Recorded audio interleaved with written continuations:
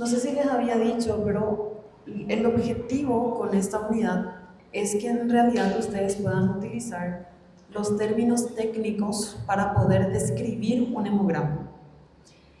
Ya la asociación con los diversos casos clínicos, etcétera, van a poder ir puliendo esa habilidad de interpretación a medida que vayan superando los diferentes semestres, ¿sí? Ustedes van a estudiar hemograma en hematología allá en el octavo semestre. Pero como ustedes ya tienen contacto, ya van a tener contacto con la clínica, con diferentes pacientes, etcétera, es importante que puedan tener una forma ya un poco más técnica de mirar esos hemogramas. Entonces el objetivo es que conozcan los términos técnicos para la lectura de estos hemogramas. Ya no decir los glóbulos rojos están bajos o están altos, cosas así, sino utilizar los términos propios: eritrocitopenia, eritrocitosis, leucopenia, neutropenia, anisocitosis, poiquilocitosis, etc. ¿Sí? Tenemos varios términos que vamos a conocer el día de hoy y que es importante para que también ustedes sientan que están ya a un nivel un poco mayor, ¿sí? Que puedan utilizar términos técnicos que ustedes puedan comprender. Entonces, vamos a ver obviamente toda la parte teórica primero de los términos, etcétera, y luego vamos a ir practicando cómo describir un hemograma con diversos casos que les voy a ir pasando. ¿Saben? Diversos casos de resultados laboratoriales que les voy a ir pasando. Para empezar, el hemograma no lo vamos a hacer para diagnosticar nada. El hemograma no cierra ningún diagnóstico, es un primer examen que se hace para poder tener un panorama general de cómo se encuentran las series celulares sanguíneas del paciente, ¿sí? En el hemograma nosotros evaluamos de forma tanto cuantitativa, es decir, la cantidad, como también de forma cualitativa, es decir, la calidad. Muchas veces las células sanguíneas pueden estar en cantidades normales dentro de los parámetros, pero vienen con defectos a nivel de producción desde la médula ósea. Entonces, aunque estén en cantidades normales, no funcionan como deberían funcionar. Entonces, no solamente es importante ver si está alto o si está bajo, sino también si es que realmente cumplen con todos los requisitos que se necesitan para funcionar bien, ¿sí? La médula ósea y el vaso tienen sistemas de detección de anormalidades. Se tiene que cumplir ciertas normas de calidad para que las células sanguíneas puedan seguir circulando durante el tiempo de vida que le corresponde. Por ejemplo, un eritrocito que sale de la médula ósea con restos de ácidos nucleicos que ya no tienen que tener, de repente precipitan ácidos nucleicos y se quedan allí en el citoplasma del eritrocito. Cuando sale a circulación y pasa por el vaso, el sistema fagocítico mononuclear nota que tiene algo en su citoplasma que no tendría que tener y entonces le saca a ese eritrocito de circulación. Entonces muchas veces, si no se pasa el control de calidad en médula ósea y aún así salen a circulación, el vaso los va a empezar a sacar, y a eso le llamamos de una eritropoiesis ineficaz. El cuerpo gasta tiempo, gasta energía, gasta materia prima para formar, pero al salir en circulación el vaso directamente los saca nuevamente, entonces no sirve. Entonces en el hemograma vamos a ver las diferentes alteraciones que podemos encontrar, no solamente, como les dije, en cantidad, sino también en la calidad. Entonces vamos a ver algunas alteraciones de la morfología, principalmente de los eritrocitos. Vamos a ver solo la punta del iceberg, porque cuando ustedes entren a hemato, recién van a poder asociar todavía mejor las alteraciones en las células, tanto blancas como rojas, y también a nivel de plaquetas, cuando empiezan a ver las enfermedades hematológicas, ¿sí? Pero por lo menos ya vamos a tener un panorama general. El hemograma entonces es el primer examen laboratorial de rutina que se le va a realizar a un paciente, tanto para ver cómo está de manera general, como también se hace para un control posterior al tratamiento o posterior a algunas intervenciones que se le hace al paciente. Lo que vamos a evaluar en un hemograma entonces son las 3 series celulares sanguíneas. La serie roja, que son los glóbulos rojos, eritrocitos o hematíes, la serie blanca o los leucocitos y la serie plaquetaria. Aunque la serie plaquetaria no son células en sí, son restos citoplasmáticos de una célula de la médula ósea llamada megacariocito, que contiene enzimas suficientes y herramientas suficientes para poder activar la cascada de coagulación a nivel sanguíneo, ¿verdad? Entonces, normalmente nosotros vemos un hemograma con un montón de parámetros y aquí pueden leerlo, ¿verdad? Tenemos los hematíes o los glóbulos rojos, que sería el total, la suma total de todos los glóbulos en circulación, la hemoglobina, que sabemos que es la proteína de transporte de oxígeno, el hematócrito, y luego vienen estas letras, estas abreviaturas, ¿verdad? VCM, HCM, CHCM y RDW. Entonces, a estos de aquí, estos 4, se les llama de índices hematrimétricos. Cada uno de ellos tiene un porqué, ¿verdad? Para qué se hace y qué significado tiene. Entonces eso es lo que vamos a ir estudiando un poquitito. También vamos a ver el total de glóbulos blancos, que sería el total de los leucocitos, y los tipos de leucocitos, desde las células que son inmaduras, que no tienen que estar en sangre, que son los blastos, promielocitos, mielocitos y metamielocitos. Los bastonados también son células inmaduras, pero ellas ya tienen permiso para salir de médula ósea y permanecer en circulación por un cierto tiempo para terminar de madurar en los neutrófilos segmentados. Todo esto que tienen rayitas aquí encima no tienen valores de referencia porque no tienen que estar en sangre. Son células inmaduras que necesitan permanecer en médula ósea hasta su maduración casi completa. Si salen a circulación, si podemos medir esto en circulación, quiere decir que la médula ósea no está pudiendo sostenerlos para poder terminar de madurarlos. Eso puede ser una falla a nivel medular o puede ser que la médula esté trabajando demasiado, que ya no hay lugar suficiente para esperar la maduración y entonces se lanza todo a sangre, ¿sí? Por ejemplo, en las leucemias. Entonces, vamos a ir viendo esto. Vamos a estudiar en la serie blanca la diferencia entre el desvío a la derecha y desvío a la izquierda, qué significa, y por supuesto la serie plaquetaria. Bueno, vamos a iniciar con la serie roja. Como les dije, la serie roja incluye a los glóbulos rojos, llamados también de hematíes o eritrocitos. Son las células más abundantes en circulación, están en el orden de millones y tienen una forma específica de disco bicóncavo. Tiene una pancita que sale un poquito hacia abajo, no es totalmente recta, debido a que esta forma le da una mayor superficie de contacto con la vasculatura, le permite pegarse mejor al endotelio vascular y de esa manera poder transferir el oxígeno que están siendo transportado de manera directa para la difusión en los tejidos. Entonces, la forma de disco bicóncavo es la única normal para los eritrocitos. Cualquier alteración en su forma indica una falta también o una alteración en su funcionalidad. Todo lo que no sea disco bicóncavo, el vaso, el sistema fagocítico, va a empezar a sacar de circulación, ¿sí? Los eritrocitos se caracterizan por tener en su membrana una característica llamada plasticidad, que sería la capacidad de poder deformarse sin romperse para poder pasar a través de la vasculatura más fina. Entonces, a medida que los eritrocitos van envejeciendo, van perdiendo plasticidad.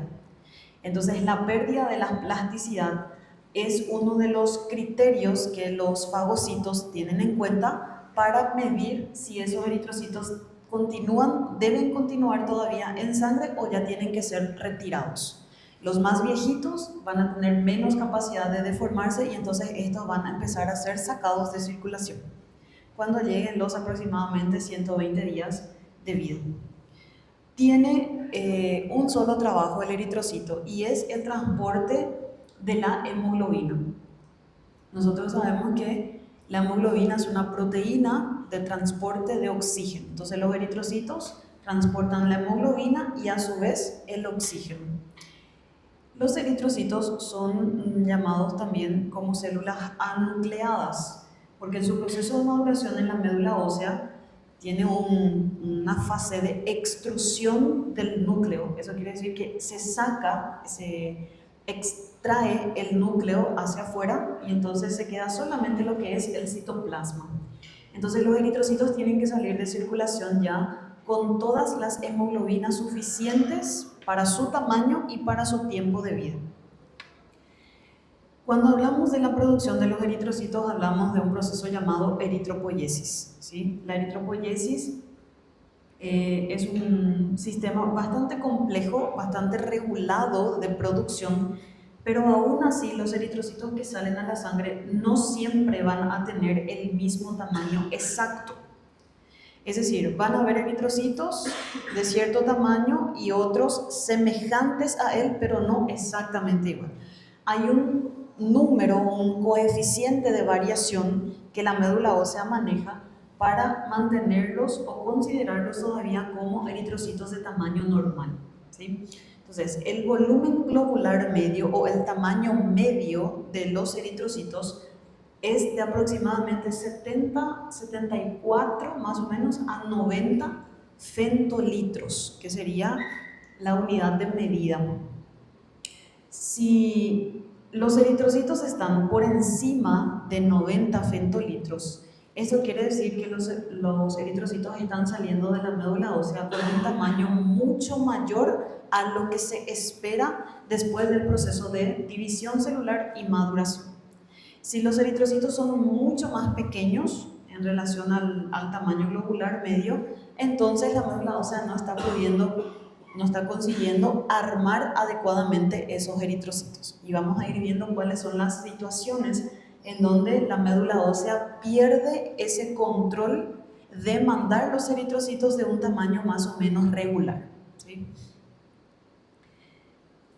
La hemoglobina nosotros ya la estudiamos en gran medida, ¿verdad? Tanto en estructura como en función y mecanismo. Entonces sabemos que la hemoglobina es una proteína, para empezar, conjugada, porque tiene una parte proteica y su grupo químico adicional o grupo prostético, que es el grupo hemo. Por lo tanto, la hemoglobina es una hemoproteína.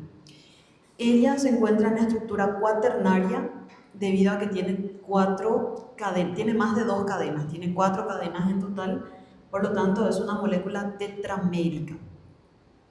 Cada cadena transporta un oxígeno molecular y existen varios tipos de isoformas, ¿verdad? Tenemos la isoforma fetal, las embrionarias primero, que no se miden, pero ya luego la hemoglobina fetal, la hemoglobina adulta mayoritaria, que es la 2-alfa-2-beta, y la adulta minoritaria 2-alfa-2-delta. Esta hemoglobina que se mide en el hemograma es la suma de todas las hemoglobinas. No se diferencia si es A mayoritaria, A minoritaria, si hay fetal, si hay hemoglobina S. No podemos diferenciarla, ¿sí?, en el hemograma. Para poder diferenciar los tipos de hemoglobinas vamos a usar otro análisis que se llama electroforesis de hemoglobina. Entonces, con la electroforesis sí vamos a poder distinguir el porcentaje de las isoformas. Para la hemoglobina, la Organización Mundial de la Salud establece valores de referencia para países o para pacientes que viven a nivel de mar, que es para las mujeres de 12 gramos por decilitro y para hombres 13 gramos por decilitro. puede variar un poquitito dependiendo de las edades de los niños. Voy a mostrar aquí, antes de pasar. Entonces varía un poquitito en edad, desde 11 hasta 13 más o menos. Y en gestantes un poco menor debido a la anemia fisiológica que ocurre. Pero esto se tiene en cuenta para países que viven a nivel de mar. ¿Se acuerdan de nuestro dibujito cuando nos fuimos de viaje y llevamos nuestra maleta ya en altura? En estos países de mayor altitud, estos valores no tienen validez, porque estas personas que viven a una atmósfera de presión menor de oxígeno, sus cuerpos están adaptados y tienen una mayor producción de glóbulos rojos y mayor concentración de hemoglobina, ¿sí? Independientemente, ustedes no tienen que memorizar valores de referencia porque estos ya van a estar plasmados en sus laboratorios, en sus resultados, en sus laudos.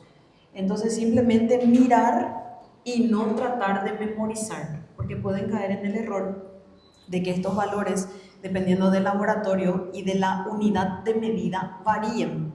Y muchas veces nosotros no nos recordamos del valor de la unidad de medida, simplemente nos acordamos del número, ¿sí? Y no es lo mismo gramos por decilitro que microgramos por decilitro. Entonces, no intenten recordar valores de referencia, ¿sí? Cuando la hemoglobina está disminuida en el hemograma, utilizamos el término anemia. La anemia puede estar asociada, en la bibliografía nos dice, la anemia es la disminución de los eritrocitos, porque claro, si hay menos eritrocitos, vamos a tener menos concentración de hemoglobina. Pero nosotros podemos tener pacientes con suficiente cantidad o número de eritrocitos, pero dentro hay poca hemoglobina. ¿Se entiende? Entonces, no podemos solamente decir la anemia es falta de glóbulos rojos.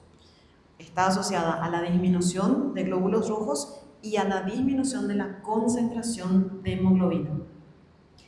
El término anemia en realidad significa falta de sangre, ¿sí? En realidad no es que falta sangre.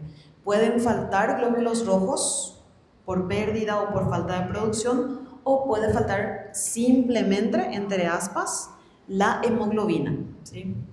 Entonces vamos a ir viendo diversas situaciones. Para el recuento de glóbulos rojos, la primera línea que aparecía en nuestro programa decía hematíes y el valor total. Cuando el valor total de eritrocitos está por encima de los valores de referencia del laboratorio donde se hicieron, vamos a decir que hay una eritrocitosis, ¿sí? Es el segundo término. El primer término es anemia. El segundo término es eritrocitosis. Todo lo que es osis es aumento y todo lo que es penia es disminución. Entonces, si los glóbulos rojos están por debajo de los valores de referencia, utilizamos el término eritrocitopenia o directamente eritropenia. Entonces, dos cosas ya. Ahora ya no son glóbulos rojos bajos o glóbulos rojos altos o aumentados. Son eritrocitosis o eritropenia, ¿sí? Aquí les puse nada más para recordar algunos de las isoformas de las hemoglobinas que no se puede diferenciar en la hemoglobina del hemograma. Allí es la suma de todos. Pero si quisiésemos saber la concentración, el porcentaje de cada uno de ellos, por ejemplo, para diagnosticar alguna enfermedad de las hemoglobinas, como la presencia de hemoglobina S, con el hemograma no vamos a saber, ¿sí? Lo que vamos a poder determinar es con la electroforesis de hemoglobina, que nos va a decir si hay y en qué porcentaje hay esas isoformas o están presentes esas isoformas. Más abajo de la hemoglobina veíamos el siguiente parámetro, que es el hematócrito. El hematócrito es un resultado que se da en forma de porcentaje, ¿sí?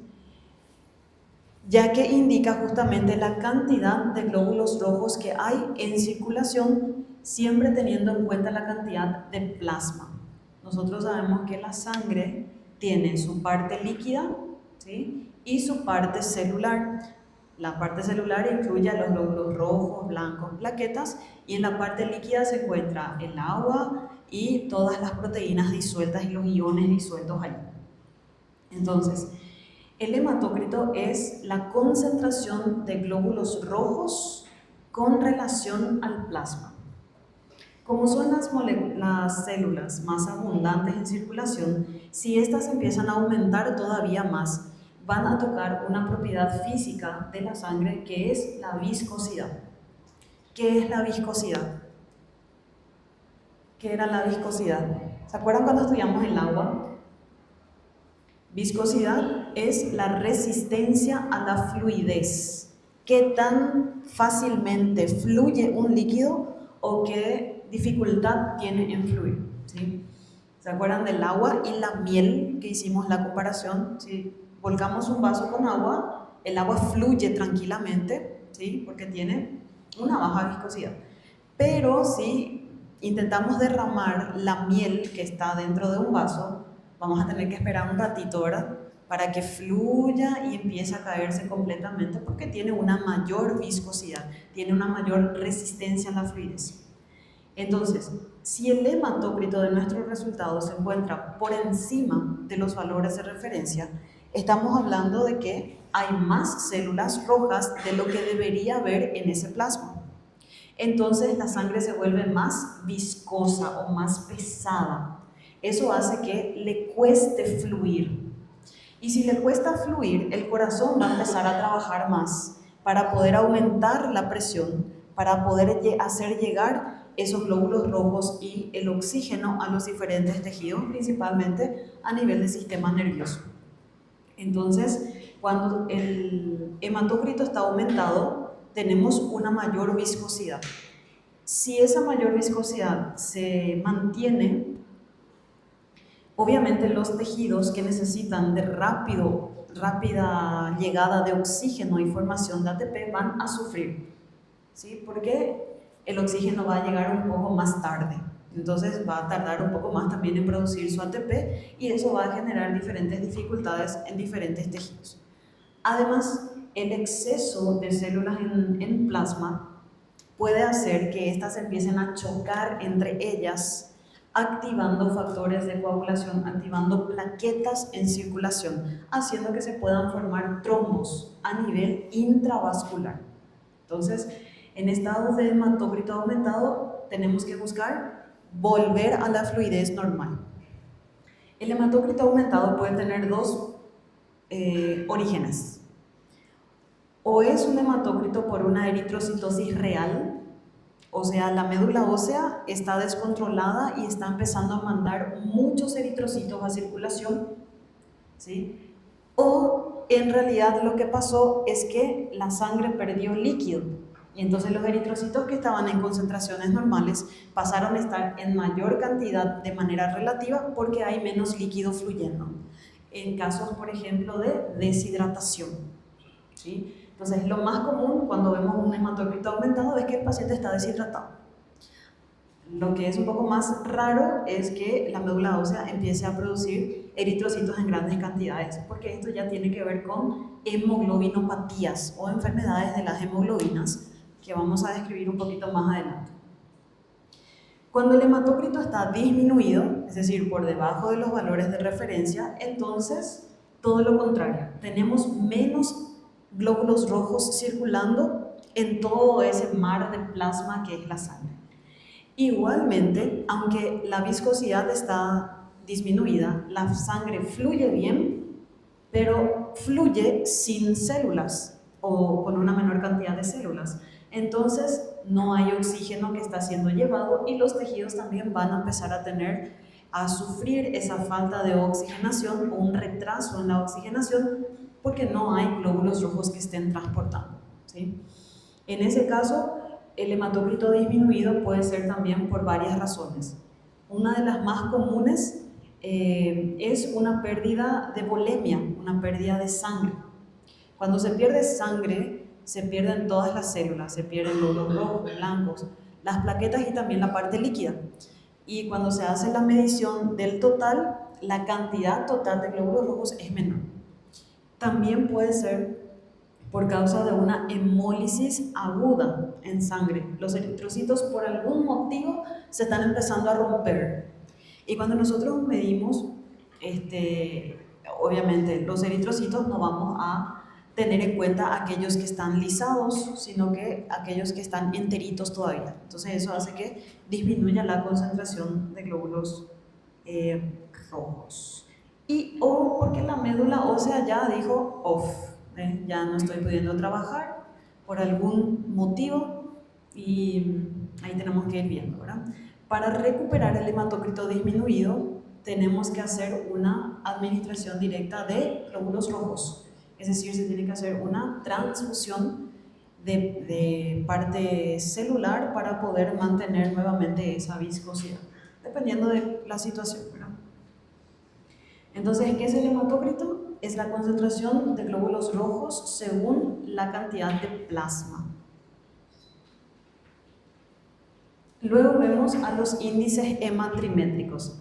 Aquí es donde muchas veces se crea mucha confusión. A veces ni siquiera se le hace caso a los índices hematrimétricos de un hemograma.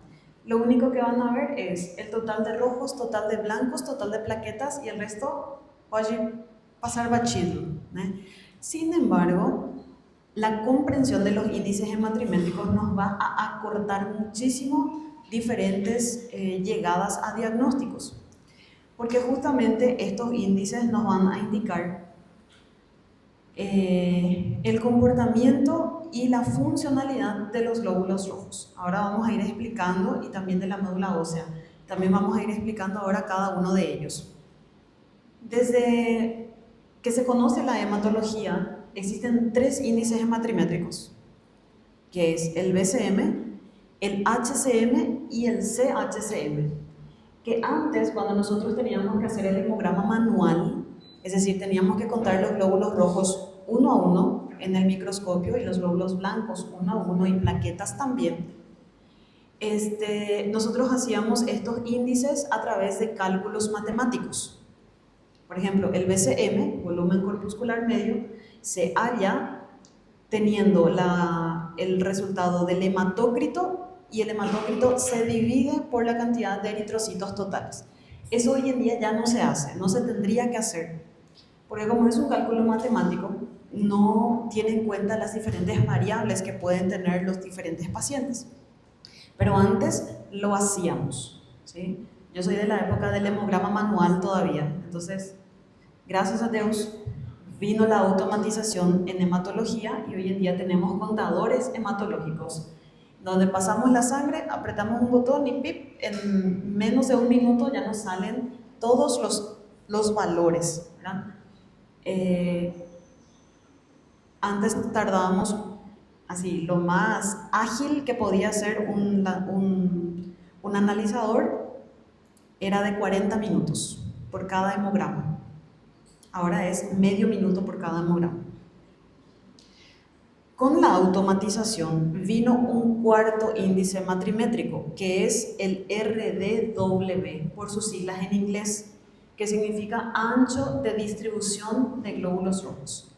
Este último de aquí no se puede hacer de manera manual, ¿sí? Podemos incluso evaluar el frotis sanguíneo, el esfregazo, pero no podemos sacarlo en un número específico. Sin embargo, la automatización trajo este dato a más que nos va a ayudar en algunas cositas que vamos a ver. Entonces vamos a describir cada uno de ellos.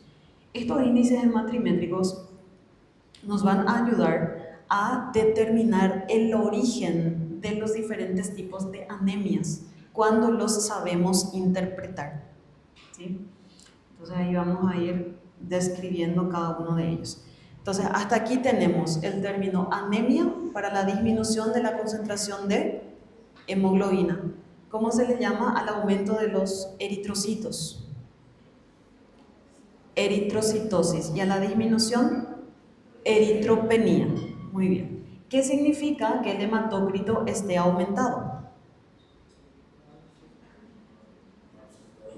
Mayor viscosidad sanguínea, excelente. Y la viscosidad tiene que ver con un aumento de la cantidad de eritrocitos. Si el hematócrito está disminuido, entonces la viscosidad va a estar más disminuida, y en ambos casos, independientemente si está alto o si está baja esa viscosidad, la oxigenación de los tejidos se va a ver afectada, ¿cierto? Si está aumentada, porque no llega tan rápido la sangre y el oxígeno. Y si está disminuida, aunque llega temprano, no hay oxígeno siendo transportado. Igualmente los tejidos van a tener una falta o una alteración en la oxigenación, ¿sí? Ahora vamos a ver los índices hematrimétricos iniciando con el volumen corpuscular medio. Me avisan si voy demasiado rápido, ¿sí?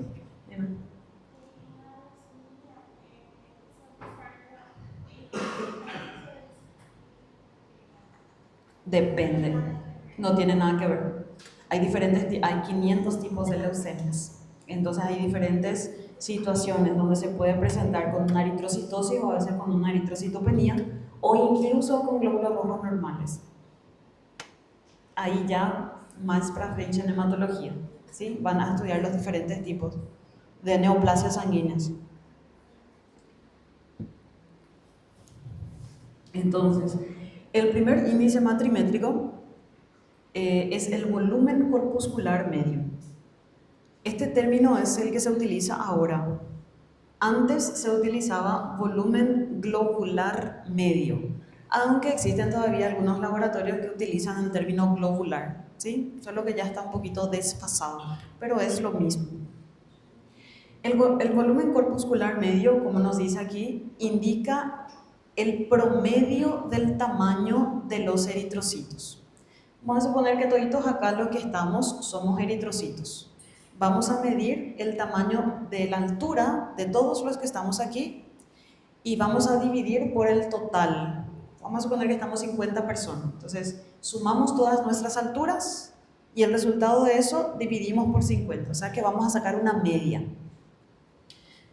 Puede que la media de esta clase esté en más o menos 1.80, ¿sí? O 180 centímetros. ¿Qué quiere decir eso? Que la mayoría de los que están aquí tienen un tamaño mayor. Van a estar las personas que tienen 1.79, 1.78, 1.80, 1.81, 1.82. Van a estar cerca de ese rango de tamaño. Pero también estamos los que no alcanzamos ni 1.59, ¿verdad? 1.60, 1.61. También somos parte de la población, pero estamos en menor cantidad y por eso el promedio está más para arriba. Lo mismo con los eritrocitos. A los eritrocitos van a tener una media, ¿verdad?, de tamaño que representa a la mayoría de los eritrocitos. Eso no quiere decir que no hayan eritrocitos más pequeños o incluso un poquito más grandes en circulación. Siempre manteniendo el coeficiente de variación que habíamos dicho que la médula ósea maneja, que no es que se corta con tijera así de manera bien perfecta, sino que puede haber pequeñas variaciones. Cuando el BCM se encuentra en el rango de referencia de su laboratorio, les puse aquí un rango X. En este caso no varían tanto. Entre 74 a 90 femtolitros es el tamaño normal de los eritrocitos.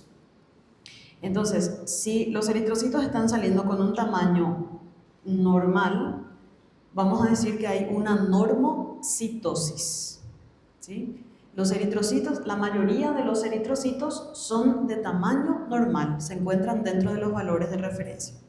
Entonces, a un eritrocito con tamaño normal le decimos normocito, ¿sí? Un normocito, eritrocito de tamaño normal. Si el BCM está por encima de 90 femtolitros en este caso, eso quiere decir que la mayoría de los eritrocitos tienen un tamaño mayor. Entonces decimos que hay una macrocitosis. La mayoría de los eritrocitos son más grandes, son macrocitos. Y si está por debajo, entonces serían microcitos, ¿sí? Esta alteración en el tamaño se debe única y exclusivamente a un problema a nivel medular. Por diferentes motivos, la médula ósea está mandando eritrocitos demasiado grandes o demasiado pequeños, ¿sí? Algo no está funcionando de manera correcta y por eso se altera la normocitosis, ¿sí? Y ahí es donde nosotros tenemos que entenderle a los índices hematrimétricos para poder, en lugar de hacer una investigación general de todos lados, vamos a centralizar nuestra investigación hacia un grupo de situaciones que podrían causar una macrocitosis o una microcitosis, ¿sí? Ahora vamos a les voy a dar algunos ejemplos cuando terminemos los índices hematrimétricos.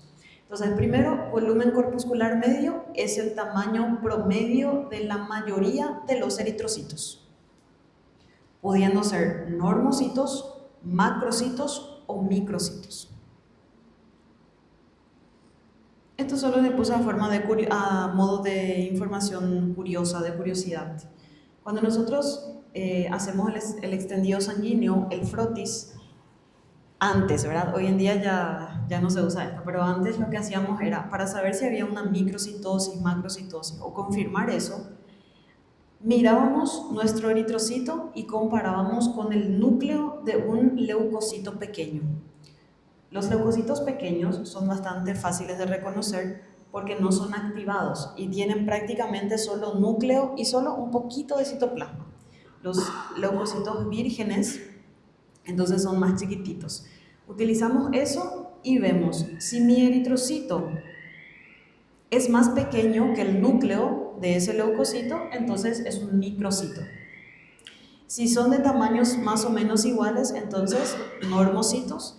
Y si son un poquito mayores que mi núcleo, entonces es un macrocito.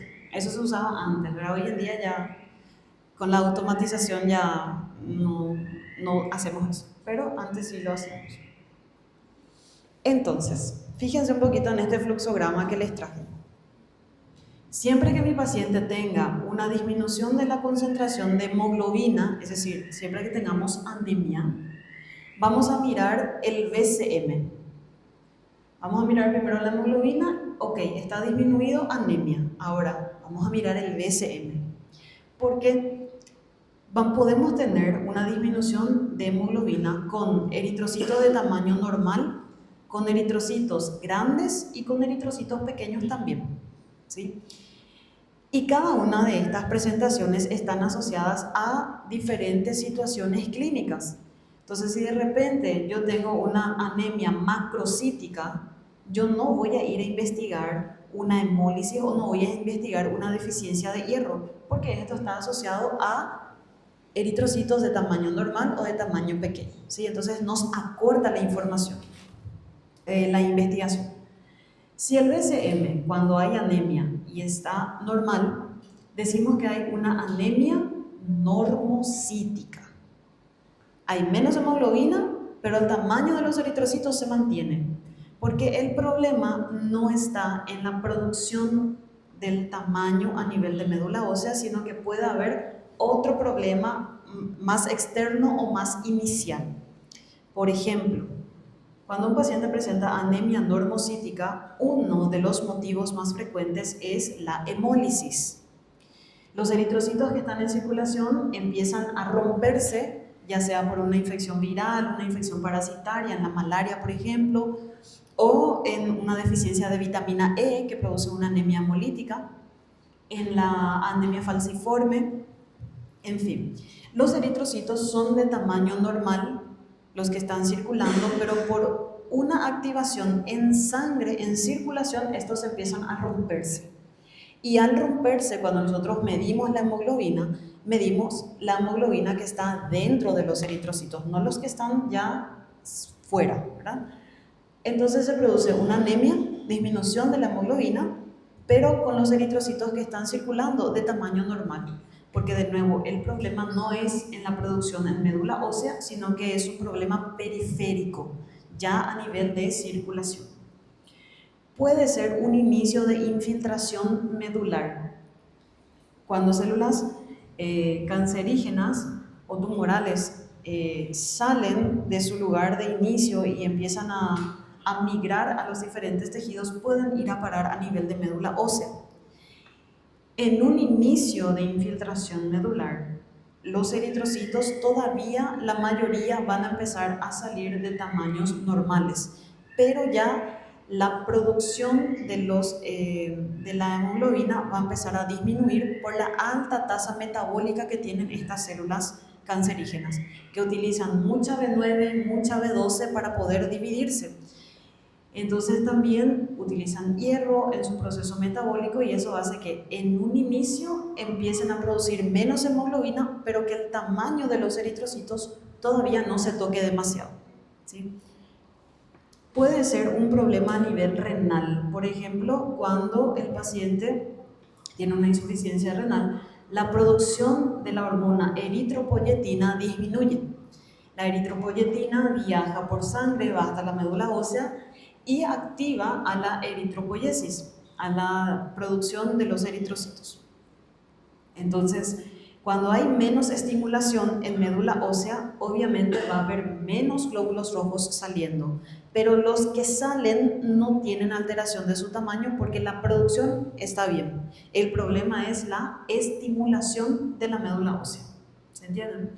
Entonces vamos a tener una anemia, disminución de hemoglobina, pero con la cáscara, con su transporte, que es el eritrocito, de tamaño normal todavía. Por supuesto, en una hemorragia aguda también va a pasar lo mismo. Si el paciente de repente se corta el brazo y empieza a perder volemia, cuando medimos la concentración total va a estar muy disminuido, ¿verdad? Pero los eritrocitos van a ser normales porque el problema no estaba en médula ósea, sino porque se cortó el brazo y perdió la sangre, ¿verdad? Entonces ahí también se presenta una anemia normocítica. Y en casos menos comunes, pero que se presenta también, es en un inicio de anemia por enfermedad crónica, ACD por sus siglas en inglés, Anemia Chronic Disease, ¿sí? Anemia de enfermedad crónica. Cuando se produce una enfermedad a largo plazo, el hígado secreta una proteína que se llama hepcidina, ¿sí? Con H, hepcidina. Esta hepcidina es como un candado para la puerta del hierro. Si tenemos hepcidina, el hierro no se puede utilizar porque se queda trancado dentro de los enterocitos y dentro de los macrófagos. Entonces no se puede llevar hacia la médula ósea o hacia el hígado para su utilización. Entonces cuando empieza los tiempos más tempranos de una enfermedad crónica, la hepcidina empieza a aumentar, pero todavía no afecta en gran medida el tamaño de los eritrocitos. Enseguida vamos a ver por qué la médula ósea empieza a hacer tamaños más pequeños, ¿sí? Entonces, en un inicio de enfermedad crónica se produce este bloqueo del hierro y entonces no se puede producir hemoglobina suficiente, pero se mantiene todavía el tamaño de los eritrocitos normales. Bien, entonces, algunas situaciones donde se puede encontrar una anemia normocítica. Si tenemos una anemia macrocítica, eso quiere decir que tengo menos hemoglobinas, pero el tamaño de mis eritrocitos son mayores de lo normal. ¿Y esto por qué? Puede estar asociada a una deficiencia de B9 y B12. ¿Se acuerdan que cuando hablamos de estas vitaminas dijimos que ellas son necesarias para la formación de purinas y pirimidinas? Y que sin purinas y pirimidinas no podemos tener nucleótidos y por lo tanto no se puede hacer división celular. Las células de la médula ósea empiezan un proceso de maduración desde la stem cell o la célula madre hasta las células que van siendo cada vez más maduras. A medida que van madurando, que van evoluyendo en su proceso, van perdiendo tamaño y van madurando su citoplasma. Si no tenemos suficientes purinas y pirimidinas, no podemos hacer las suficientes divisiones celulares hasta la célula más madura. Y entonces, al final de todo este proceso, lo que tendría que ser un normocito continúa siendo una estructura grande, una célula grande, al cual le llamamos megaloblastos o macrocitos, ¿sí? Cuando ya salen a circulación.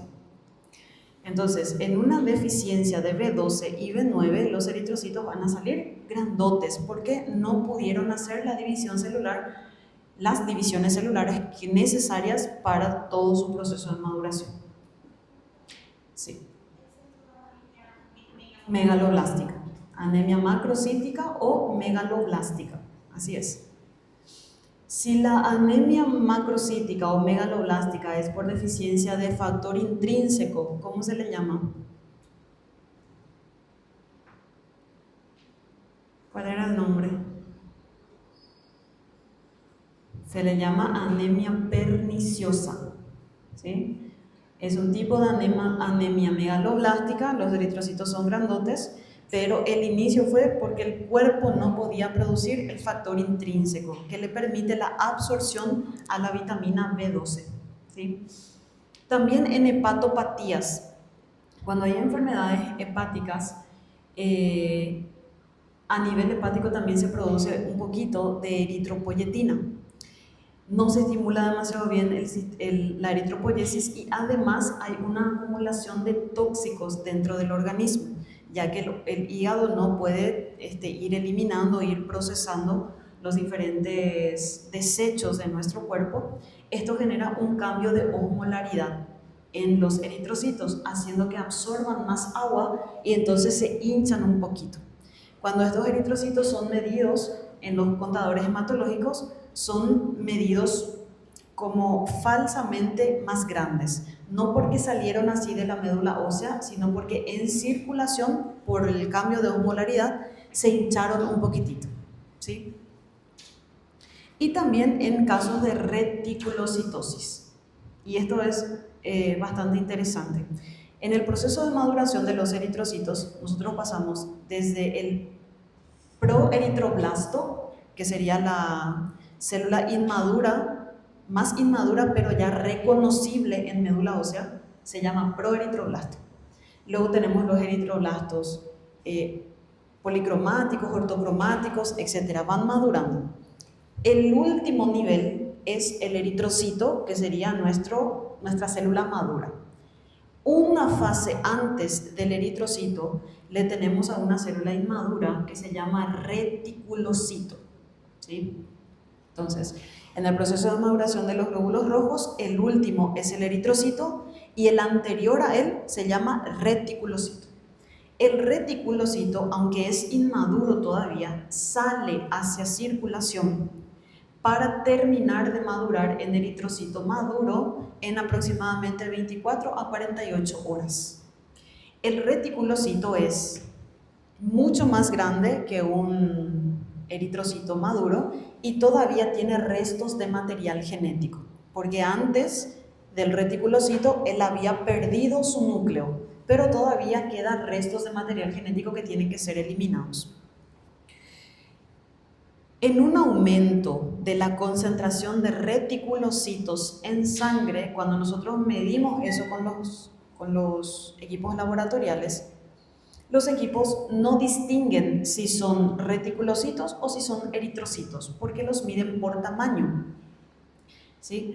Entonces, en el resultado va a salir un BCM aumentado, pero no porque los eritrocitos en sí estén grandes, sino porque hay una mayor cantidad de células inmaduras. ¿Esto es positivo o es negativo? Si un paciente está en un tratamiento para su anemia, ¿sí?, y de médula ósea empiezan a salir un montón de reticulocitos, esta reticulocitosis es esperada y positiva para ese paciente. Porque si tengo más reticulocitos, eso quiere decir que mi médula ósea está trabajando a todo lo que da para reponer los eritrocitos que estaban faltando y que estaban causando esa anemia, ¿sí? Sin embargo, si a un paciente con tratamiento para anemia se le hace el contaje de reticulocitos y los reticulocitos están muy disminuidos, ¿qué quiere decir eso? Que la médula ósea no está produciendo, no está respondiendo al tratamiento. Entonces ahí la cosa está más difícil, porque el problema no es que faltaba materia prima, sino que la fábrica ya se está descomponiendo, ¿se entiende? La médula ósea ya está teniendo algún problema funcional para la producción. No es que le faltaba hierro, no le faltaba B9 ni nada por el estilo. Entonces, en una anemia responsiva, una anemia que responde al tratamiento, tiene que haber una reticulocitosis. El BCM tiene que estar más aumentado por ese motivo. Sin embargo, en una anemia no responsiva, en una anemia que no responde al tratamiento, reticulocitos van a estar muy disminuidos y eso es un mal pronóstico para el paciente. ¿Por qué? Porque la médula ósea ya no está funcionando. Bien, si tenemos entonces una anemia, pero con microcitosis, ¿cuáles son o cuáles van a ser las situaciones que pueden estar allí participando? Aquí tenemos un paréntesis. Cuando nosotros tenemos una anemia normocítica o macrocítica, por lo general los eritrocitos pueden estar normales, en cantidades normales, ¿sí? Ahora, si tenemos una anemia microcítica, ahí tenemos que volver a mirar cómo está el contagio total de nuestros glóbulos rojos. Porque podemos tener una anemia microcítica con eritropenia. ¿Me siguen? Anemia microcítica con eritropenia. Menos hemoglobinas, glóbulos rojos pequeños y en poca cantidad, ¿sí? O podemos tener una anemia microcítica con eritrocitosis, es decir, menos hemoglobina, tamaño pequeño, pero muchísimos eritrocitos. Y las dos tienen un origen diferente, entonces tenemos que ver estos tres parámetros. Si tenemos una anemia microcítica con eritrocitos disminuidos, es decir, con una eritropenia, lo primero que vamos a pensar es una deficiencia de hierro, que es lo más común, una anemia ferropénica. No es lo único, pero es lo más común. Cuando la médula ósea ya no tiene hierro suficiente para formar el grupo hemo, y si no tenemos hemo, no tenemos hemoglobinas, ¿se acuerdan que dijimos que la médula ósea tiene unos ciertos criterios de calidad que se tienen que cumplir para que los eritrocitos salgan? Uno de esos criterios es que los eritrocitos tengan cantidad de hemoglobina suficiente como para el tamaño que tienen. Un normocito, cuando todo está funcionando bien, no va a salir con menos hemoglobina de lo que él puede acarrear, ni con más hemoglobina de lo que él puede acarrear, ¿sí? Entonces, sí o sí, se llena según el tamaño del eritrocito. Si yo no tengo hierro, no puedo formar hemoglobina. Entonces, los eritrocitos de tamaño normal ya no pueden ser llenados con calidad, con la cantidad de hemoglobina que necesitan. Entonces, ¿qué hace la médula ósea? Dice, no puedo llenar un normocito, entonces le voy a sacar un poquito de membrana, voy a hacer un poquito más de división celular y voy a hacer un eritrocito más pequeño para poder cumplir con la calidad de la cantidad de hemoglobinas que hay dentro. Entonces, a medida que va faltando hierro, hay menos hemoglobinas, vamos a pasar de una anemia normocítica, y cuando la médula ósea se dé cuenta de que ya no puede llenar, empieza a hacer los eritrocitos más pequeños, y más pequeños, y más pequeños, y más pequeños, teniendo en cuenta la deficiencia de hierro que puede haber. Entonces, a diferencia de la macrocítica, donde no se puede dividir, en la microcítica lo que se hace es hacer mucho más pequeños, muchas más divisiones y una introducción menor de membrana en estos eritrocitos para que puedan tener hemoglobina suficiente para su tamaño. Por eso son microcitos cuando hay una anemia ferropénica.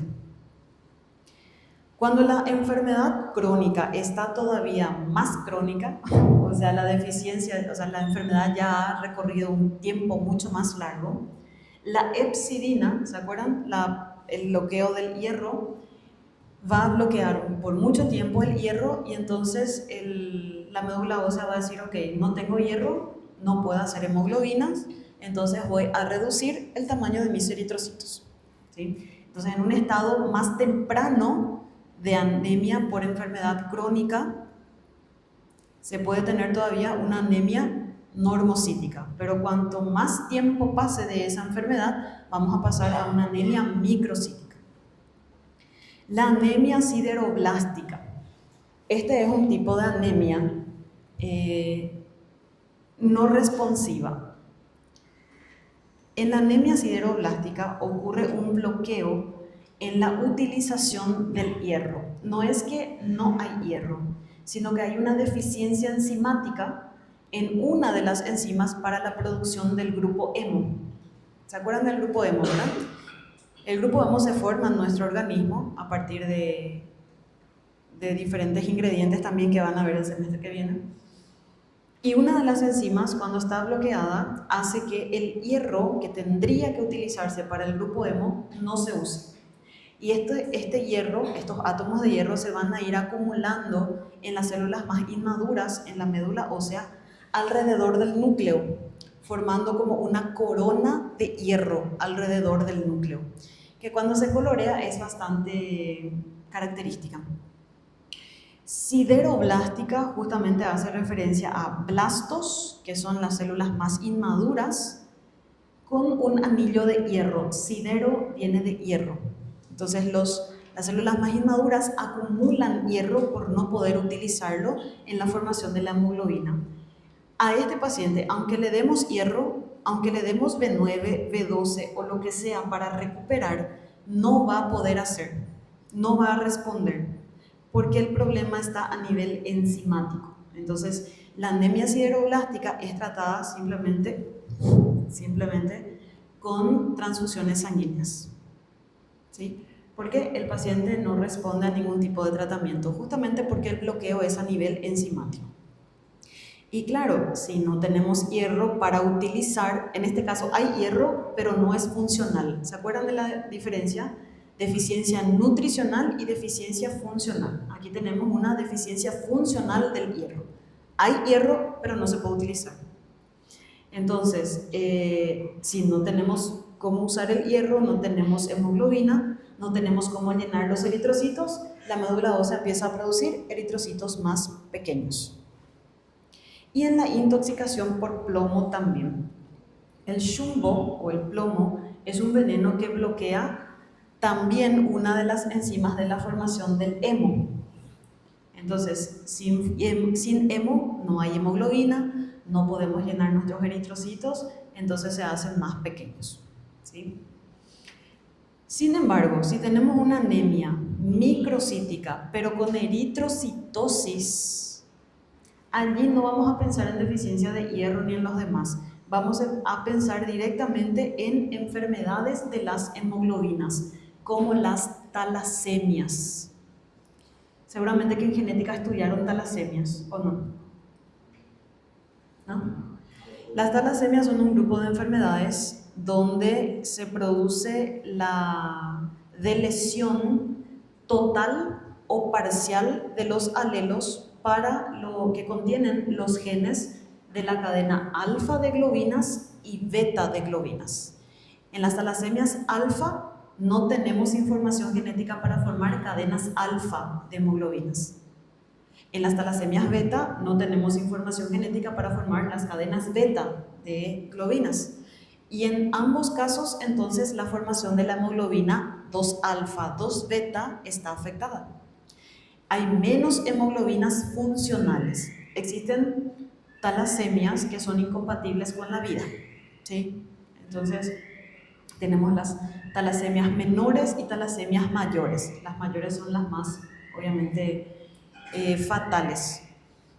En fin, ahora, ¿por qué se produce una eritrocitosis en estos casos?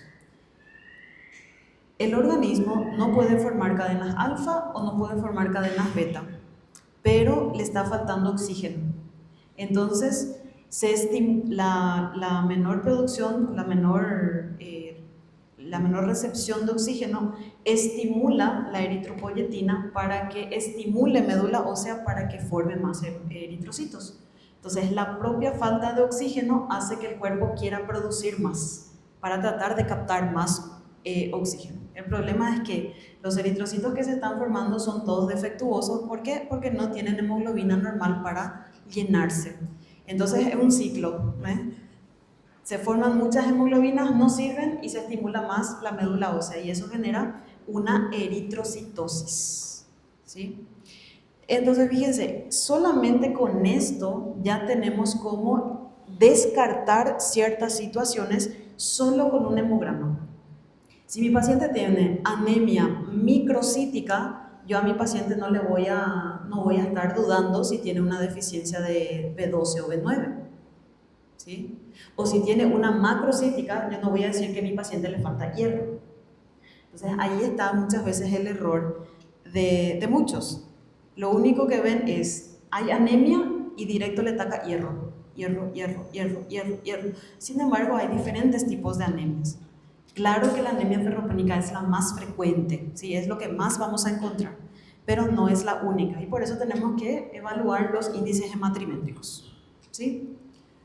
¿Alguna consulta hasta aquí? No sé muy tacuesa, ¿eh? Es lo que falta todavía, más calma. ¿Qué vai dar certo? Dime.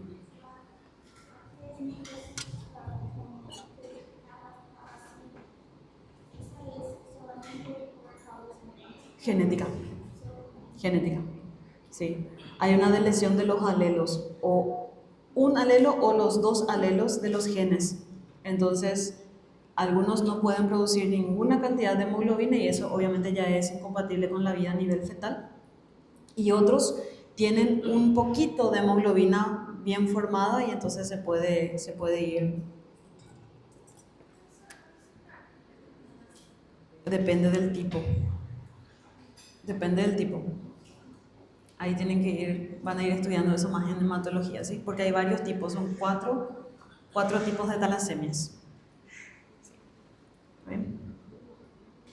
Luego tenemos la hemoglobina corpuscular media. Aquí vamos a ver dos términos que pueden ser confusos. El HCM y el CHCM. Pero ambas tienen un porqué de su resultado.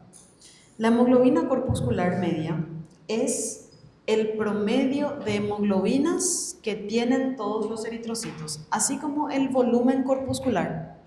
Agarramos la cantidad total de hemoglobina y dividimos en la cantidad total de eritrocitos que hay. Se hace una media. De nuevo, en una media no todos los eritrocitos van a tener cantidades iguales de hemoglobinas. Algunos pueden tener un poquito más, otros un poquito menos. Pero ya nos da un estimativo de cómo está produciéndose el proceso de formación de la hemoglobina o la hemoglobinización. Si de por sí la concentración de hemoglobina está disminuida, el promedio también va a estar disminuido y eso quiere decir que el problema está en producción de hemoglobina. Aquí tenemos que tener en cuenta algo. Todos los eritrocitos son en forma de disco bicóncavo. Cuando nosotros hacemos el extendido sanguíneo, aplastamos a los eritrocitos y los miramos así de arriba para abajo en el microscopio. Entonces, cuando aplastamos a los eritrocitos, recuerden que ella tenía una biconcavidad, ¿sí? Al aplastarlo, la parte del medio se queda más o menos vacía de hemoglobina. Entonces se ve blanquito dentro de los eritrocitos. Es normal observar esto y a esto le llamamos un halo blanquecino, ¿sí? Es un sectorcito en el medio del eritrocito que va a quedar medio vacío de hemoglobinas. Pero ese halo no tiene que ser demasiado grande porque si no sí indica una falta ya de hemoglobinas allí dentro. Cuando la hemoglobina está distribuida de manera normal, se hace un promedio y el promedio está normal en todos los eritrocitos, la coloración de estos eritrocitos va a ser de un rojo natural, característico de los eritrocitos, ya que el hierro que contiene la hemoglobina le da la coloración al grupo hemo, a la hemoglobina y a los eritrocitos y a la sangre consecuentemente. Entonces, si tenemos buena cantidad de hierro, buena coloración vamos a tener a nivel de células sanguíneas. Entonces decimos que hay una normocromía, normo de normal y cromía de color. Cuando la concentración de hemoglobina dentro de los eritrocitos están normales, dentro de los valores esperados, la coloración va a ser un rojo normal, un rojo natural. En realidad no es rojo, sí, es más rosado, pero todo bien, depende de la coloración. Ahora, si la distribución de la hemoglobina, el proceso de hemoglobinización, se produce en menor cantidad, evidentemente los eritrocitos van a tener menos hemoglobinas en su interior. Y al tener menos hemoglobina, su coloración va a estar disminuida, va a ser menos intensa la coloración. Entonces decimos que hay una hipocromía. Hipo de disminución y cromía de color. Existen diferentes niveles de hipocromía. Hipocromía más 1 es aquel eritrocito que tiene su halo, pero es un poquito más grande de lo normal. Hipocromía más 2, como pueden ver, el halo ya es mucho más pronunciado. Halo más 3 ya es como muy pronunciado. Y en el halo más 4, en la hipocromía más 4, ya aparece una bolia, ¿no? Una burbuja nomás ya. Apenitas, esta parte que está coloreadita nomás ya tiene hemoglobina, el resto está vacío de hemoglobina. Ahora, el término hipercromía no se utiliza, está en desuso. ¿Por qué? Por una cuestión fisiológica. ¿Qué le pasa a una célula si recibe una concentración de moléculas mayor a lo que su cuerpo puede soportar? Va a explotar, ¿sí? Entonces, de forma natural, fisiológicamente nosotros sabemos que las células tienen una concentración de solutos y solventes apropiadas para su tamaño. Si se sobrepasa eso, hay un cambio de osmolaridad y o se deshidrata, ¿verdad? Si pierde solvente, o explota si gana solvente o gana solutos. Entonces, desde la médula ósea, los eritrocitos no pueden recibir una mayor concentración de hemoglobina de la que su cuerpo puede soportar. Por lo tanto, no vamos a tener una hipercromía fisiológica. Sin embargo, existen algunas situaciones donde los eritrocitos se van a ver con una tonalidad un poco más fuerte que de manera normal. No utilizamos el término hipercromía, pero sí sabemos que están un poco más coloreados. ¿En qué situaciones? En la presencia de estas celulitas que están aquí, llamadas esferocitos.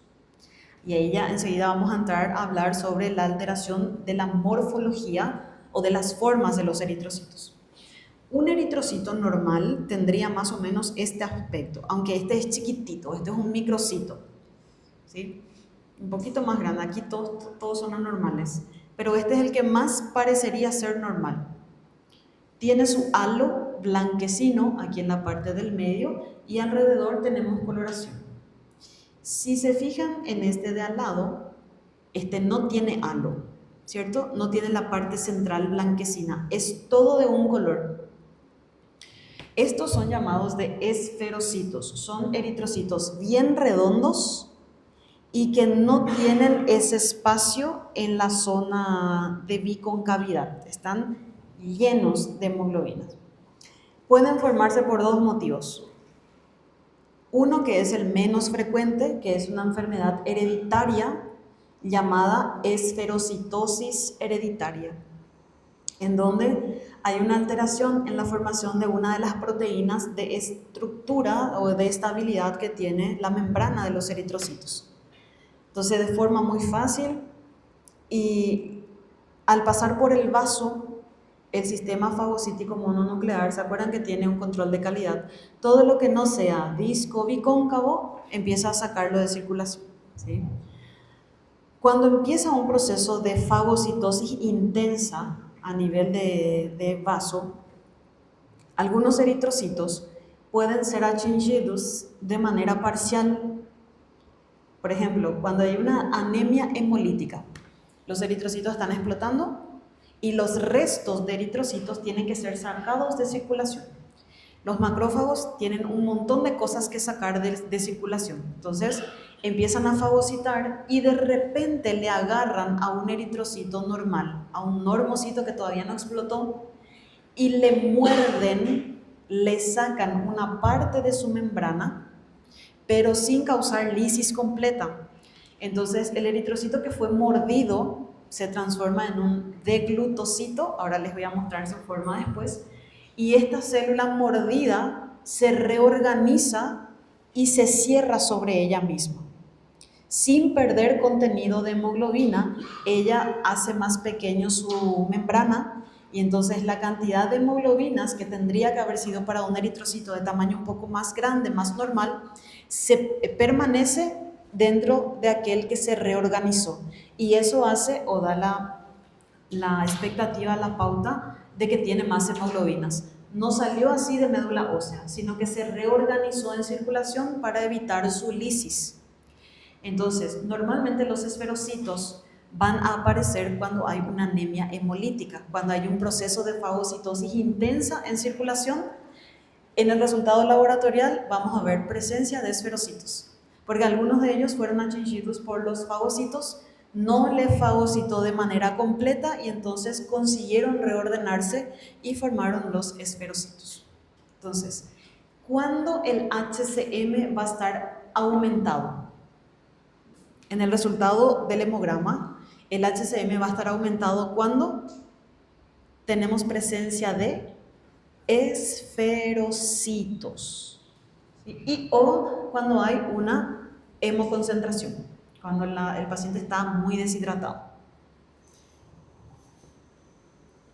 ¿Se entendió lo que es el HCM? Es el promedio de la hemoglobina que se encuentra en todos los eritrocitos y evalúa el proceso de producción de hemoglobina, el proceso de hemoglobinización, ¿sí? Porque la concentración de hemoglobina corpuscular media, el CHCM, es el otro índice que vamos a evaluar y que también tiene que ver con la hemoglobina, pero en este caso la concentración de hemoglobina corpuscular indica qué tantas hemoglobinas o qué cantidad de hemoglobinas tienen los eritrocitos de acuerdo a su tamaño. Ya es como más personal, ya no es un promedio general de qué tal está el proceso de hemoglobinización, sino qué tanto se cargó el eritrocito de hemoglobina. Esta concentración de hemoglobina corpuscular obviamente también evalúa el color o la tonalidad de los eritrocitos. Si tienen menos hemoglobinas dentro de su célula, dentro de su citoplasma, la coloración va a ser menor también.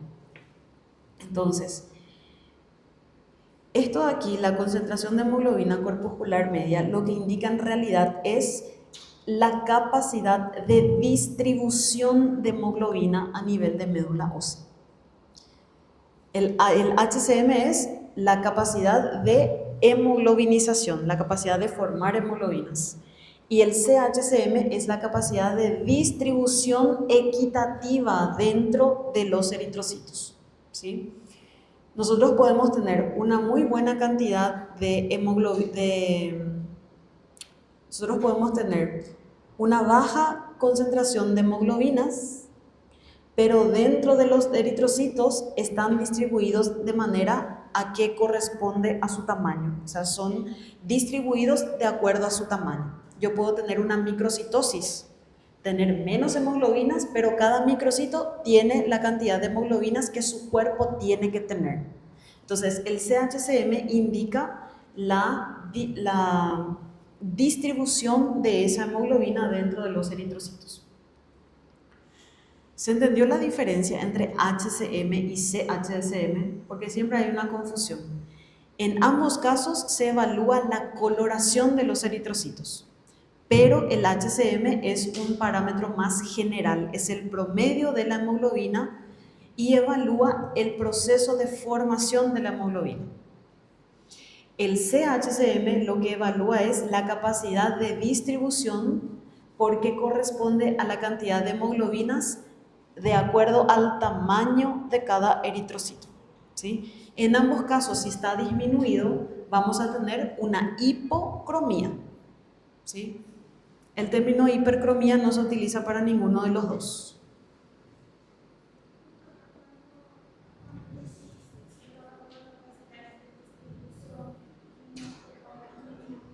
El CHCM evalúa la capacidad de distribución porque evalúa la cantidad de hemoglobina que hay dentro de cada eritrocito con respecto a su tamaño.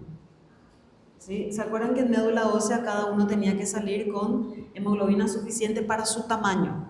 Pero van a haber veces en ciertas situaciones donde no alcanza para el tamaño que tiene, entonces sale con menos hemoglobinas dentro de cada una de ellas.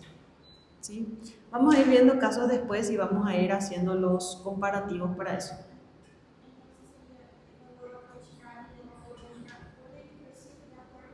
Exacto, por eritrocito de acuerdo a su tamaño. De acuerdo al tamaño de cada eritrocito es la concentración de hemoglobina corpuscular. Y la hemoglobina corpuscular solamente hace referencia a un promedio general, ¿sí? Entonces, después al terminar toda la parte teórica vamos a hacer una descripción de un hemograma y entonces ahí vamos a ir teniendo un poquito más de clareza en cómo vamos a ir describiendo estos términos y qué significan en cada uno de los resultados, ¿está bien? Yo sé que es mucha información, pero es importante para que justamente puedan empezar a interpretar el hemograma como debe ser. O si no, van a mirar solamente si está alto, si está bajo, plaquetas, glóbulos rojos, blancos y Wajibara, ¿sí? El objetivo es que puedan interpretar cada parámetro como tiene que ser. El último índice matrimétrico es el ancho de distribución de glóbulos rojos. El ancho de distribución va a evaluar cómo es la población eritrocitaria. Cuando hablamos de población eritrocitaria, estamos hablando de todos los glóbulos rojos que están circulando, ¿sí? Si todos los glóbulos rojos que están circulando tienen un tamaño aproximado, están dentro de los valores de BCM, entonces vamos a tener una sola población eritrocitaria, o sea, de tamaños homogéneos, de tamaños casi iguales.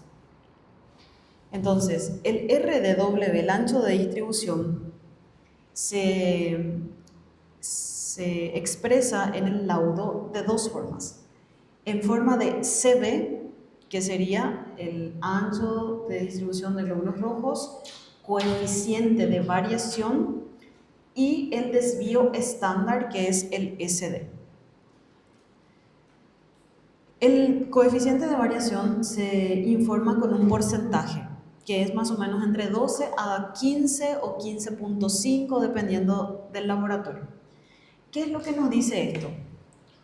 En el proceso de producción de los eritrocitos, la médula ósea es una fábrica bien controlada, pero no siempre va a sacar eritrocitos cortados con la misma tijera, es decir, con el mismo tamaño, sino que puede haber pequeñas diferencias entre tamaños. Si yo soy un eritrocito normal, de tamaño normal, y tengo un valor de 8, puedo tener otros eritrocitos a mi lado que tengan 7.9, 7.8 o 8.1, 8.2, más o menos en ese rango de 2 para arriba a 2 para abajo, más o menos. Lo que no puede haber es que, lo que no puede ocurrir es que un día la médula ósea esté produciendo normocitos y al día siguiente produzca macrocitos de la nada y después vuelva a producir normocitos, ¿sí? Entonces, ¿qué nos va a decir el ancho de distribución?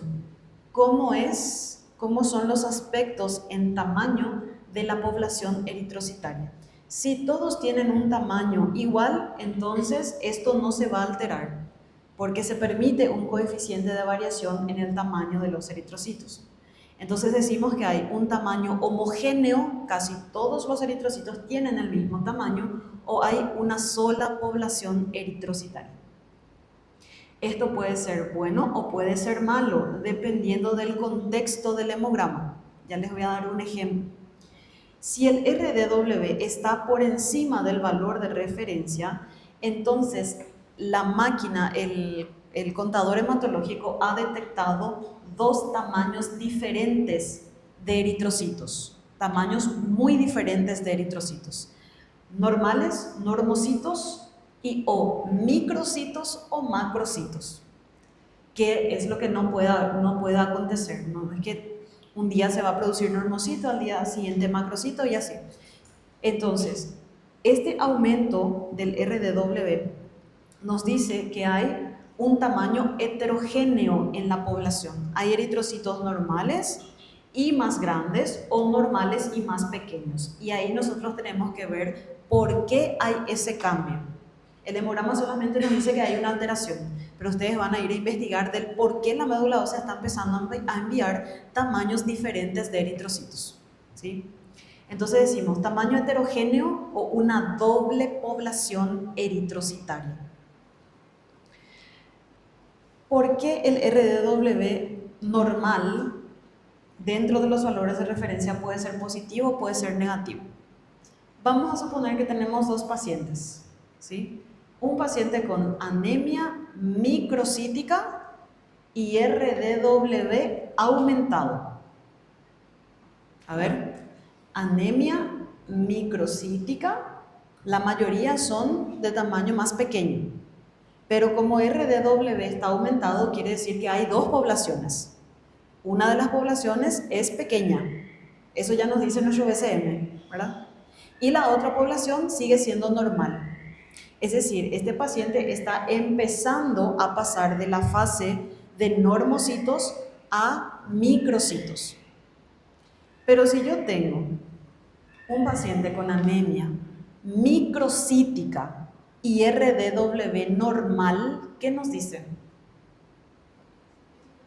Que toditos ya son pequeños, ya no hay doble población. Entonces ese paciente está en un estado de anemia microcítica instalada hace mucho tiempo, o sea, está más grave, ¿sí? Entonces vamos a ir treinando con los diferentes hemogramas que yo les voy a pasar para que puedan treinar en sus casas también. Tengo un libro de 300 hemogramas, no sé qué, les voy a pasar para que puedan estudiar de eso. Está en PDF y les voy a pasar porque ahí hay varios tipos de anemias, etcétera, que pueden ir practicando. El desvío estándar, el SD, normalmente la mayoría de los laboratorios no van a expresarlo en sus laudos. Algunos sí, los más topis, sí van a expresarlo en sus laudos. Muchas veces no se pone porque no se entiende el porqué. Los médicos no conocen y al laboratorio no le gusta explicar demasiado y entonces simplemente ya no pone. ¿Qué significa el desvío estándar? El desvío estándar es una capacidad que desarrollaron a nivel de contadores hematológicos para detectar la presencia de esa doble población, pero aún cuando está en pequeñas cantidades en circulación. Para que el coeficiente de variación se altere, una gran cantidad de eritrocitos ya tienen que estar de tamaños diferentes en circulación, ¿sí? No sé decirles el porcentaje, pero ya una gran cantidad ya de tamaños diferentes tienen que estar circulando. Ahora, para el desvío estándar, la primera camada de células que salen anormales de la médula ósea, que todavía no altera este coeficiente de variación porque son poquitos todavía, ya es detectado con el desvío estándar. Entonces es mucho más precoz. Si yo entiendo de desvío estándar y veo que está por encima del valor de referencia, ese paciente está empezando a enviar eritrocitos de tamaños diferentes a la sangre, pero todavía no está en un nivel detectable para el coeficiente de variación. Entonces yo ya me puedo poner a investigar por qué la médula ósea está empezando a sacar eritrocitos de tamaños diferentes. y voy investigando. De repente puede ser una deficiencia inicial de hierro, de repente puede ser una deficiencia de vitaminas.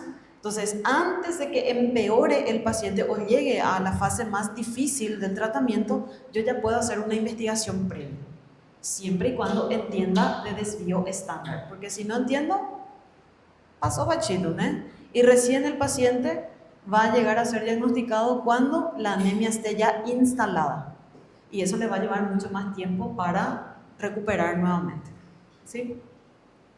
Cuando hay un cambio en el tamaño, cuando hay una variación de tamaños, decimos que hay una anisocitosis. Este es el otro término que tienen que reconocer. Anisocitosis. La anisocitosis puede ser causada por la presencia de normocitos, esto más o menos sería un normocito, y un macrocito, o un normocito y un microcito, ¿sí? Fíjense cómo aquí tenemos nuestro glóbulo, nuestro leucocito pequeño, y si comparamos este con el núcleo, este es más pequeño que el núcleo, entonces es un microcito. Todos los eritrocitos tienen que tener, no olvides de esto. Antes de pasar a la morfología, el término reticulocitosis hace rato hablamos en el fluxograma. Dijimos que era un aumento de las células un paso anterior o una fase anterior a la maduración total de los eritrocitos, que como es grande puede aumentar el BCM y también el ancho de distribución. Por ser más grandes va a haber una doble población eritrocitaria. En el hemograma, la presencia de reticulocitos no se escribe como presencia de reticulocitos, porque para eso se utiliza ustedes tienen que solicitar otro análisis que se llama recuento de reticulocitos. En el hemograma normal, cuando se presentan estas células, en la observación de la serie roja van a leer presencia de policromacia o presencia de policromatofilia, que es más en portugués. Policromatofilia se usa más en portugués. Aquí nosotros utilizamos más policromacia o policromacia. Policromacia o policromatofilia hace referencia a la diferente o varios tipos de coloración que se pueden observar en el hemograma. Poli de varios y cromacia de colores o cromacia de colores. Debido a esto, no sé si se fijan que este eritrocito o tiene una coloración más rosada, ¿sí? Y un tamaño más pequeño, es un poco más ovalado, no es un eritrocito normal, pero más o menos. En comparación con este que vemos aquí, ¿cuál es la diferencia que hay entre estos dos? Uno, el tamaño, ¿verdad? Y el otro, se nota la coloración un poquito más azulada, como más violácea, más violeta parece. A nosotros esto le llamamos una coloración más azulada, ¿sí? Este de aquí también, y este de aquí también. Los reticulocitos, cuando nosotros hacemos el extendido sanguíneo y coloreamos con la misma coloración que van a absorber todos los eritrocitos normales. Los eritrocitos normales o maduros absorben la coloración porque tienen una gran cantidad de hemoglobinas. Entonces las hemoglobinas absorben ese color y se quedan más rosaditas. Pero los reticulocitos, que son células inmaduras todavía, tienen restos de material genético, tienen restos de ARN todavía en su estructura, en su citoplasma. Y estos restos de ácidos nucleicos absorben la coloración dándole una tinción más azul. Entonces, siempre que tengan restos de material genético, van a ser de una coloración más azulada. En el resultado de hemograma, entonces esto se describe como presencia de policromacia. Nosotros ya sabemos que son reticulocitos, pero no vamos a saber la cantidad. Ustedes tienen que solicitar, si está en aumento, por ejemplo, policromacía +1 o el signo más entre paréntesis, +1, que significa escasa cantidad, +2, moderada cantidad y +3, abundante cantidad, ¿verdad? Ustedes pueden solicitar recuento de reticulocitos y ahí les va a venir en números, ¿sí? Para saber qué cantidad de reticulocitos se están formando en ese paciente. La presencia de policromacía en un paciente con anemia en tratamiento, ¿es positiva o es negativa?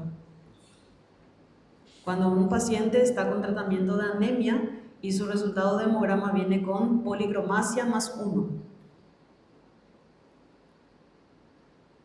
¿Nuestro paciente está bien o ya fue embora?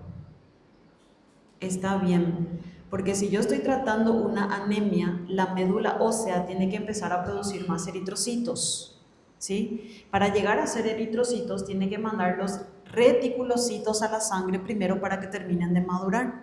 Si mi médula ósea está respondiendo a mi tratamiento, yo voy a tener un aumento de reticulocitos. Por lo tanto, voy a tener policromacía en mi hemograma. Un paciente que está en tratamiento pero que no responde al tratamiento de anemia, entonces no va a tener policromacia. Y eso es más difícil porque el problema es a nivel de médula ósea. ¿Se entienden? Absorben la coloración hematológica diferente. Entonces los eritrocitos maduros, los que ya solo tienen hemoglobinas, son más rojizos, más rosados. Y los que tienen todavía restos de material genético, que son los reticulocitos, se tiñen de una coloración más azul o más violeta, dependiendo de la intensidad de la coloración. Bueno, todos los eritrocitos que salen de la médula ósea, vamos a terminar la parte roja y vamos a hacer un receso, ¿sí? Ya voy a terminar. Todos los eritrocitos que salen de la médula ósea tienen que tener forma de disco bicóncavo. Todo lo que es fuera de disco bicóncavo se considera una alteración morfológica. Y si tiene una alteración morfológica, el sistema fagocítico mononuclear del vaso va a empezar a sacarlos de circulación cada vez que pase por ahí. Tenemos diferentes tipos de células. Los drepanocitos. Esto parece un drepanocito.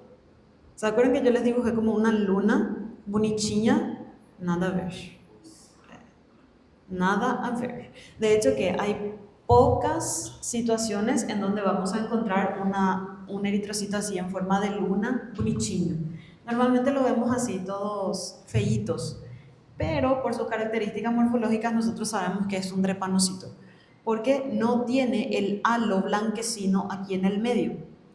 ¿Se acuerdan que cuando la hemoglobina S empezaba a polimerizar, se formaban los cuerpos tactoides y empezaban a acumularse en todo el citoplasma, desmoldando la membrana de los eritrocitos? Entonces ya no queda ningún espacio blanco dentro de los drepanocitos. Por eso nosotros sabemos que esto de aquí es un drepanocito, porque no hay ningún espacio blanco dentro. Porque van a ver, por ejemplo, estos de aquí, o este de aquí, por ejemplo. Este sí tiene un espacio en blanco aquí en el medio. Probablemente es un eritrocito llamado ovalocito. Ahí vamos a ver las diferentes formas, ¿sí? Entonces, aquí el drepanocito, aquí tenemos los esferocitos. Fíjense, cuando vemos así en un plano más abierto, cómo es de diferente con un eritrocito normal.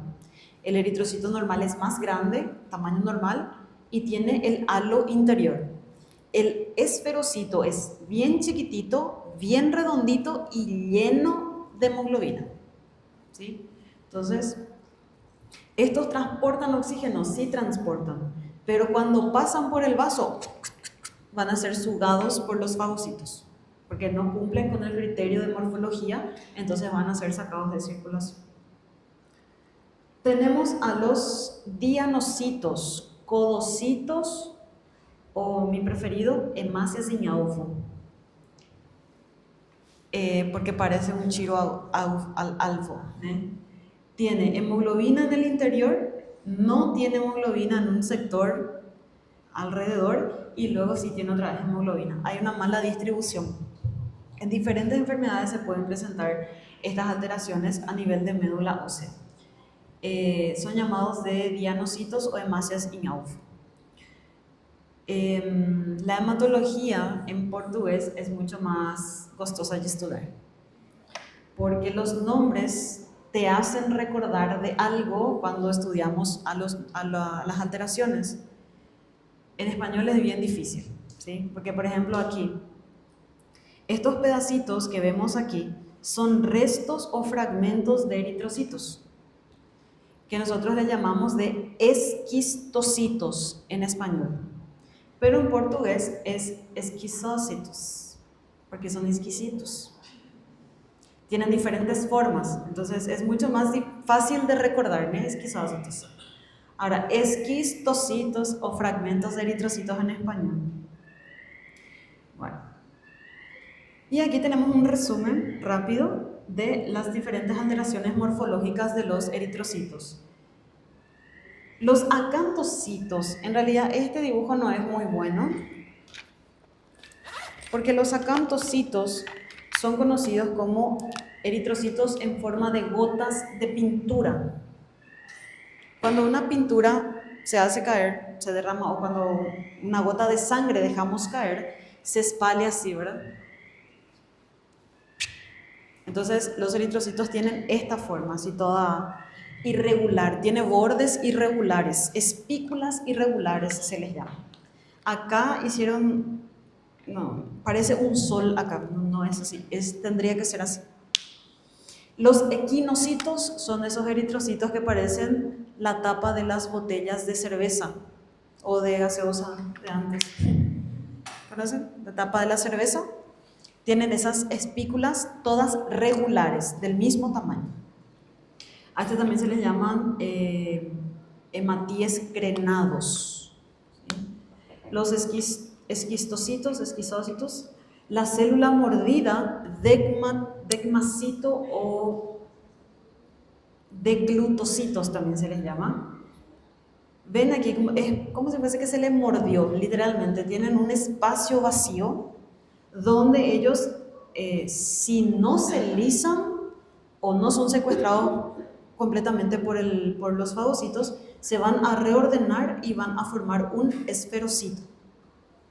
Tenemos también los eliptocitos, que son estos en forma de charuto, pero que tienen un espacio blanquecino aquí en el medio, que mantienen este espacio. Los estomazocitos son eritrocitos que tienen una mala distribución de hemoglobinas. En portugués le dicen hemácia em boca de peixe. ¿Cómo hace la boca de peixe? Eu não vou fazer, façam vocês. Así mismo. Tiene como, no sé, es bastante difícil de interpretar con el dibujo. Voy a ver si consigo imágenes reales de los eritrocitos en forma de boca de peixe, ¿sí? Para mostrarles. Las hemácias in alfa, células diana, células target o podocitos. Los drepanocitos, que como ya pudieron ver no son así. Tenemos los dacriocitos, que son en forma de lágrimas o en forma de gota. Los cristales de hemoglobina, que cuando tenemos hemoglobinas patológicas, como la hemoglobina C, estas son bastante insolubles, empiezan a atraerse entre ellas y precipitan formando estos cristales que son bastante característicos en el esfregazo.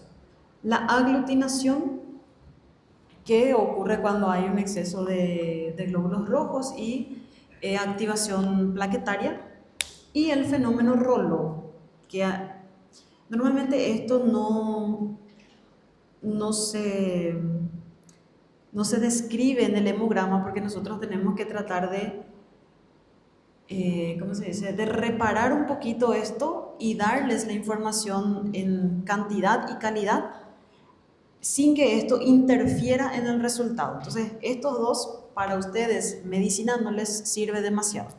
El fenómeno Rayleigh, este de aquí, acontece cuando hay un aumento de proteínas plasmáticas.